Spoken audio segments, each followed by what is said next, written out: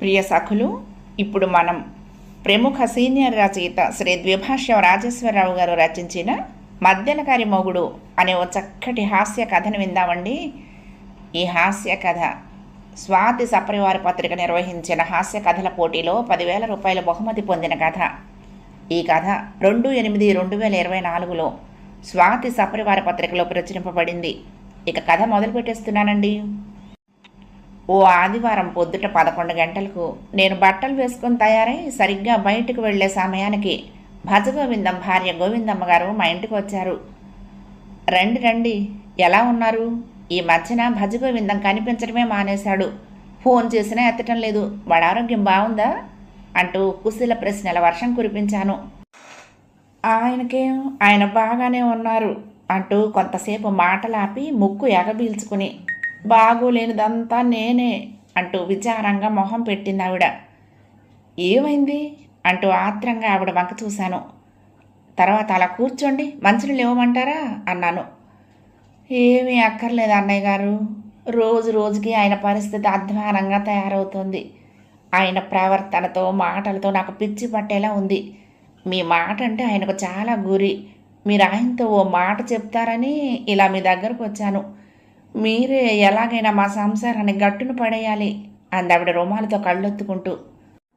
భజగోవిందం నేను ఒకే ప్రైవేటు కంపెనీలో పనిచేసి సుమారు 1 ఏడాది క్రితం ఒకే రోజున రిటైర్ అయ్యాం. ఆ తర్వాత మళ్ళీ వాడి దర్శనమే లేదు. దేని గురించి, అసలు విషయం ఏమిటో కాస్త వివరంగా చెప్పండి అంటూ అడిగాను. ఆయనకి ఈ మధ్య బంగారం మీద మోజు విపరీతంగా పెరిగిపోయింది. ఎంతసేపు దాని ధ్యాసే అంటూ మాటలాపి రుమాలతో కళ్ళొత్తుకుంది.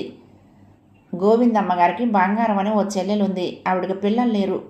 6 ఏళ్ల క్రితం ఆవిడ భర్త ఓ బస్సు ప్రమాదంలో చనిపోతే అక్కగారి ఇంటి పక్కనే ఓ అపార్ట్మెంట్ కొనుక్కుని వీళ్ల సాయంతో అక్కడే ఉంటుంది. భజగోవిందం అప్పుడప్పుడు వాళ్ళ మరదల బంగారం గురించి నాతో చెప్తూ ఉండేవాడు. ఆవిడ మీద విపరీతంగా మోజున్నట్లుగా వాడి మాటల వల్ల గ్రహించాను. కానీ అది ఎప్పుడో 25 ఏళ్ల నాటి సంగతి. కానీ ఇప్పుడు రిటైర్ అయిపోయిన ఈ 60 ఏళ్ల వయసులో కూడా ఆవిడ కోసం పాకులాడటం నాకేం నచ్చలేదు. అయ్యో అవునా అన్నాను, ఇంకేమనాలో తోచక. అన్నయ్య గారు, ఎవరైనా రిటైర్ అయిన తర్వాత ఓ భక్తి మార్గంలో నిమగ్నం అవుతారు, లేదా సమాజ సేవా కార్యక్రమాలతో కాలం గడుపుతారు. కానీ ఈయన గారు ఈ బంగారం పిచ్చిలో పడ్డారు. అంటే ఏం చేస్తున్నాడు అంటూ కొంత సందిగ్ధంగా ఆవిడ వంక చూశాను. రిటైర్ అయిన తర్వాత కంపెనీ నుండి వచ్చిన మొత్తం డబ్బంతా బంగారానికే పెట్టేశారు అంది. చాలా అన్యాయం. బ్యాంకులో మీ పేరు కొంత సొమ్మైనా వేయలేదా అన్నాను. నా పేరున బ్యాంకులో వేయనక్కర్లేదు. నిత్యకృత్యంలో ఇల్లు గడవడానికి డబ్బు ఖర్చు పెడితే చాలు. పెన్షన్ డబ్బులు రాగానే ముందు వెనక చూడకుండా బంగారం కొనేస్తారు అంది. అప్పుడు నాకు అసలు విషయం వెలిగింది. భజగోవిందం మోజు పడుతున్నది మరదల బంగారం మీద కాదని, మెటల్ బంగారం మీద అనే విషయం అర్థమైంది. మీరు భలేవారే.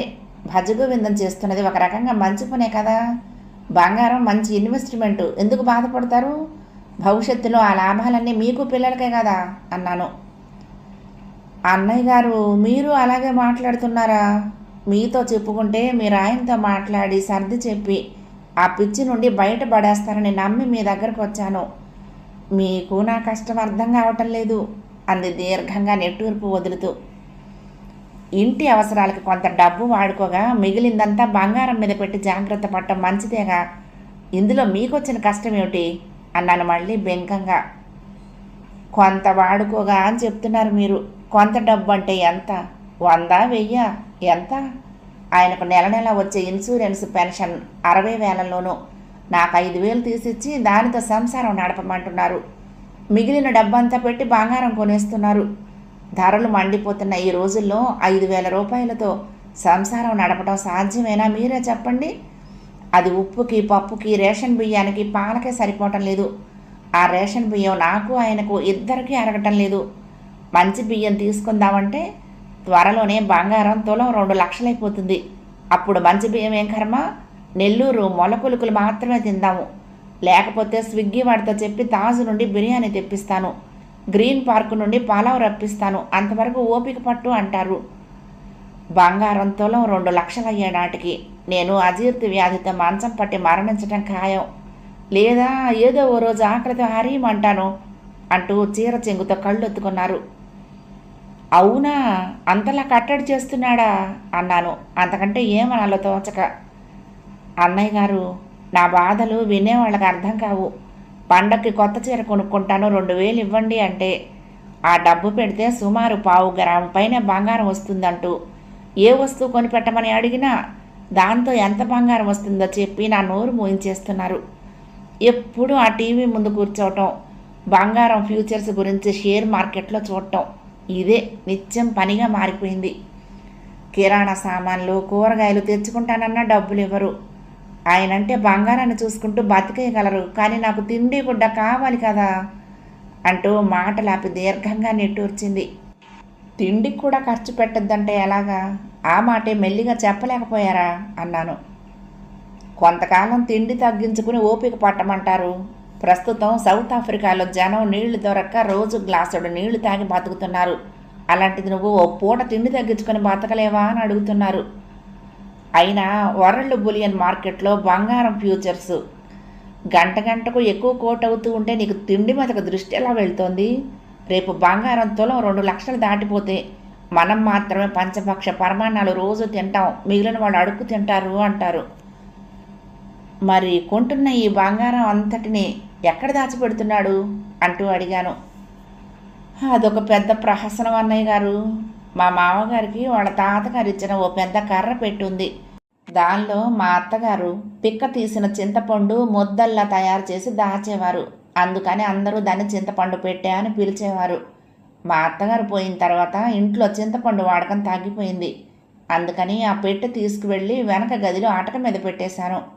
అది 3 అడుగుల పొడవు, 3 అడుగుల వెడల్పు, 3 అడుగుల ఎత్తుతో ఒక పెద్ద భూషాణం పెట్టేలా ఉంటుంది.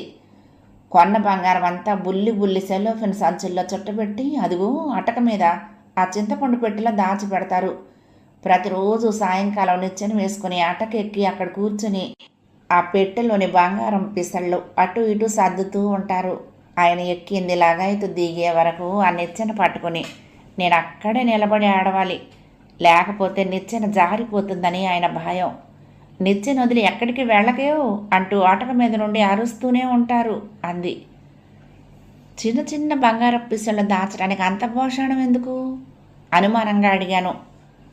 అదైతే దొంగలకి అనుమానం రాదుట అన్నయ్య గారు. రోజు వాటిని చూసుకోకపోతే ఆయనకు నిద్ర పట్టదు. ఆఖరికి ఆయన మెంటలైపోతారేమోనని భయంగా ఉంది అంది.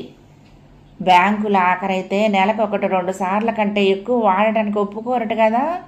అదనంగా వాడితే వాడిన ప్రతిసారి 200 రూపాయలు కట్టాలిట. అందుకని బ్యాంకులో దాచడానికి ఆయనకు మనస్కరించడం లేదు. అదీగాక బంగారం విలువ ఇలా ఎంత వేగంగా పెరిగిపోతూ ఉంటే పేపర్ కరెన్సీ విలువ పూర్తిగా పడిపోతుందని, అప్పుడు ఈ బ్యాంకులన్నీ కూడా మూత పడిపోతాయని ఆయన గారి భయం అందావిడ. బాగుంది, అయితే వాడి ధ్యాస అంతా బంగారం మీదే ఉందన్నమాట. సరిగ్గా నిద్రపోతున్నాడా అది లేదా అంటూ నవ్వుతూ అడిగాను. అది కూడా లేదు. రాత్రి 10 దాటిపోతుంది కదా, వచ్చి పడుకోండి అంటే అదేదో నాస్డాక్ట, ఇంకేదో డోవ్ జోన్స్ట, ఇంకా ఇతర దేశాల్లో ఆ మార్కెట్లు ఓపెన్ అయిన తర్వాత చూసొస్తానంటారు. టోక్యోలో బంగారం రేటు ఎలా పెరిగిపోతుందో, లేకపోతే న్యూయార్క్లో డాలర్ విలువ ఎలా పడిపోతుందో ఇవన్నీ చూస్తూ కూర్చుంటారు. రేపు స్టోరుకు వెళ్ళి కిరాణా సరుకులు తెచ్చుకోవాలి, కనీసం 500 ఇవ్వండి అంటే ఎందుకు 2 ఏళ్ళు ఆగు, స్టోర్నే కొనేస్తాను, అప్పుడు నువ్వు స్టోర్కి వెళ్ళనవసరం లేదు, సామాన్లు నేరుగా మన ఇంటికి వచ్చేస్తాయి హోల్సేల్ రేట్లకే అంటూ సమాధానం ఇస్తారు అంది. ఇంతలా బంగారం పిచ్చి ముదిరిపోయిందంటే నేనొచ్చి మాత్రం చెప్తే వింటాడమ్మా. నా మాట విని వాడిని ఒకసారి సైకియాట్రిస్ట్ దగ్గరకు తీసుకువెళ్ళండి. మన ఊరి మెయిన్ రోడ్డు మీద ఉన్న సింహాద్రి అప్పన్న కార్పొరేట్ హాస్పిటల్లో సైకియాట్రిస్ట్ పిచ్చేశ్వరరావు గారు చాలా మంచి డాక్టర్. భజగోవిందాన్ని తీసుకెళ్ళి ఆయనకు ఒకసారి చూపెడితే మంచిదని నా అభిప్రాయం అంటూ సలహా ఇచ్చాను. ముచ్చట అయ్యింది అంటూ దీర్ఘంగా ఒక నిట్టూర్పు వదిలి మళ్ళీ అంది. మీకు తెలియదేమో, ఇప్పుడు ఆ డాక్టర్ గారు అక్కడ పనిచేయటం లేదు అంది. మరి ఎక్కడికి వెళ్ళారు అంటూ ఆశ్చర్యంగా అడిగాను. 2 నెలల క్రితమే ఆయన ఉద్యోగం మానేశారు, అది కూడా మా ఆయన పుణ్యమే. నాకేం అర్థం కావటం లేదు. ఆందోళనగా గోవిందమ్మ గారి వంక చూస్తూ అన్నాను. డాక్టర్ గారు ఈయనకు అపాయింట్మెంట్ ఇచ్చిన మరుక్షణం నుండి ఈయన తన బాధలు ఆయనతో చెప్పటం మానేసి బంగారం మీద పెట్టుబడి వలన ఎంతెంత మిగులుతుందో అంతా ఆయనకు వివరించి చెప్పారు. రోజంతా హాస్పిటల్లో కూర్చుని అరవచాకరీ చేసే కంటే గోల్డ్ ఫ్యూచర్స్లో పెట్టుబడి పెడితే ఎక్కువ లాభం ఉంటుందని ఆయన బుర్ర తినేసి కన్విన్స్ చేశారు. దాంతో ఆయన ఉద్యోగం మానేసి భజగోవిందం గారి చుట్టూ షేర్ బ్రోకర్ల చుట్టూ తిరుగుతున్నారు. ఈ విధంగా నాకున్న ద్వారాలన్నీ మూసుకుపోయాయి అన్నయ్య గారు. అందుకే మీరు ఏదైనా సాయం చేయగలరేమోనని మీ వద్దకు వచ్చాను అంది. ఇంతలోనే మా ఆవిడ ఒక చేతిలో తోటకూర కాడల కట్టతో ఇంట్లో నుంచి రివ్వున డ్రాయింగ్ రూమ్లోకి దూసుకొచ్చింది. వస్తూనే, గోవిందమ్మ గారు నమస్కారం. నిజం చెప్పాలంటే మనిద్దరం ఒకటే పడవలో పయనిస్తున్నాము. మీరు మీ ఆయనతో నిత్యం ఎదుర్కొంటున్న కష్టాల గురించి మా ఆయన దగ్గర మొరపెట్టుకున్నదంతా లోపల నుండి విన్నాను. దానికి మా ఆయన గారు ఇచ్చిన నంగనాచి సమాధానాలు, పంగనామ సలహాలు విన్నాను. నిజం చెప్పాలంటే రోలు లాంటి మీరొచ్చి మీ కష్టాలని నాలాంటి మధ్యలకు మొగుడైన మా వారితో మొరపెట్టుకున్నారు అంటూ ఊపిరి తీసుకునేందుకు కొంతసేపు ఆగి చేతిలోని తోటకూర కాడల కట్ట అటు ఇటు గాలిలో ఊపి ఆవిడకి చూపిస్తూ, చూశారు కదా ఈ తోటకూర కట్టని. గత వారం రోజులుగా రోజు మా ఇంట్లో వంట తోటకూరే. ఇంకేమైనా కాయగూరలు తెచ్చుకుందామంటే ఆయన డబ్బులు ఇవ్వటం లేదు.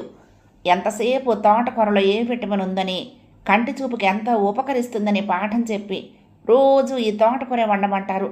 ఒకరోజు తోటకూర పిడపకూర, ఇంకొక రోజు తోటకూర ఆవ పులుసు, ఇంకో రోజు తోటకూర పెరుగు పచ్చడి, మరొక రోజు తోటకూర పప్పు. ఇలా తోటకూరతోటే నా బతుకు తెల్లారుతుంది. చూశారుగా నేను తోటకూర కాడలా ఎలా అయిపోయానో. ఇంకో 4 రోజులు పోతే నా ఒంటి మీద ఆకులు మొలుస్తాయి. మీకు మీ ఆయన సంసారం నడపడానికి నెలకు 5,000 ఇస్తున్నారని చెప్తున్నారు. మీరు చాలా అదృష్టవంతులు. నాకు మా ఆయన కేవలం 3,000 మాత్రమే ఇచ్చి నెలంతా సంసారం నడపమంటున్నారు. మీ ఆయన బంగారం మీద పెట్టుబడి పెడితే మా ఆయన కార్పొరేట్ హాస్పిటల్స్ షేర్లు విపరీతంగా కొనేస్తున్నారు. ఎందుకంటే బంగారం కంటే కూడా కార్పొరేట్ హాస్పిటల్స్ షేర్లు భవిష్యత్తులో ఎంత పెరుగుతాయని బొంబాయి బ్రోకర్ ఒకరు చెప్పారట. మొన్న కరోనా సమయంలో ఆ కార్పొరేట్ హాస్పిటల్స్ అన్నీ విపరీతమైన లాభాలు అడ్డంగా సంపాదించాయిట. ఇప్పుడు బర్డ్ ఫ్లూ అనే ఒక కొత్త వ్యాధి వస్తోందని, అది మరింత సంక్లిష్టమైందని, మరణాలు మరింత ఎక్కువగా నమోదవుతాయని ఈ మధ్య పేపర్లలో వార్తలు వస్తున్నాయట. అందుకని అదేదో తొందరగా వచ్చేస్తే కార్పొరేట్ హాస్పిటల్స్ ఆక్యుపెన్సీ విపరీతంగా పెరిగి ఐసీయూలన్నీ నిరంతరం రద్దీగా అయిపోతే వాటి షేర్ల ధరలు రివ్వున పెరిగిపోతాయని మా వారు కలలు కంటున్నారు. ఇంట్లో రూపాయి ఇవ్వకుండా ఆయన పెన్షన్, పోస్టాఫీస్ నుండి వచ్చే నెలవారీ వడ్డీలు అన్నీ కూడా ఆ షేర్లు కొనటానికే వాడేస్తున్నారు. అంతేకాదు రోజు సాయంకాలం 4 అవ్వగానే కార్పొరేట్ హాస్పిటల్స్ అన్నింటికి వెళ్ళి వాళ్ళ ఆసుపత్రి పడకలన్నీ నిండాయో లేదో, ఎన్ని ఆపరేషన్లు జరిగాయో, ఐసీయూల ఆక్యుపెన్సీ ఎలా ఉందో ఆ వివరాలన్నీ ఆ ఆసుపత్రి పిఆర్ఓలతో మాట్లాడి తెలుసుకుని వస్తారు.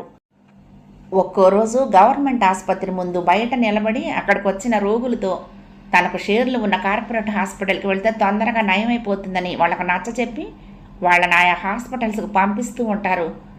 అందరూ సర్వేజన సుఖినో భవంతు అని కోరుకుంటారు. ఈయన మాత్రం రోగులు తొందరగా 10 అయిపోవాలని దేవుడికి నిత్యము మొక్కుకుంటారు. ఇలాంటి మనిషిని నేను ఎక్కడా చూడలేదు, నేనెవరితో చెప్పుకోను అంటూ మా ఆవిడ తెగేసి చెప్పి ఆయాసం తీర్చుకునేందుకు ఆగింది. ఇంకా అక్కడే ఉంటే పరువు దక్కదని మెల్లగా పిల్లిలా నడుచుకుంటూ ఇంట్లో నుంచి బయటపడ్డాను. బర్డ్ ఫ్లూ కేసులు రావటం మొదలయ్యాయో లేదో అని తెలుసుకునేందుకు సింహాద్రి అప్పన్న కార్పొరేట్ హాస్పిటల్ వైపు నడిచాను. కథ సమాప్తం. ప్రియసఖులు, ఈ కథ మీకు నచ్చితే తప్పకుండా లైక్ చేయండి, షేర్ చేయండి, కామెంట్ చేయండి, సబ్స్క్రైబ్ చేసుకుని నన్ను ఎంకరేజ్ చేయండి. ఉంటానండి. ప్రేమతో లక్ష్మి, కృష్ణా తీరం, దుర్గమ్మ సన్నిధానం. నమస్తే.